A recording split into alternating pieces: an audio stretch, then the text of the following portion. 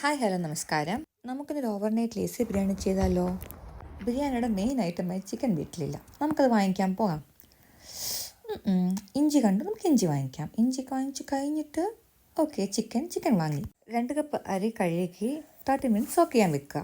ആവശ്യമായ സാധനങ്ങൾ: ഇഞ്ചി, വെളുത്തുള്ളി, പച്ചമുളക്, സവാള, തക്കാളി, നാരങ്ങ, മല്ലിയില, മസാലപ്പൊടികൾ, ഉപ്പ്, തൈര്, നെയ്യ്, ചിക്കനിലേക്ക് തൈര്, ഉപ്പ്, മഞ്ഞൾപ്പൊടി, മുളക് പൊടി, മല്ലിപ്പൊടി, ഗരം മസാല, കുരുമുളക് പൊടി ഇട്ട് മാരിനേറ്റ് ചെയ്ത് വെക്കുക.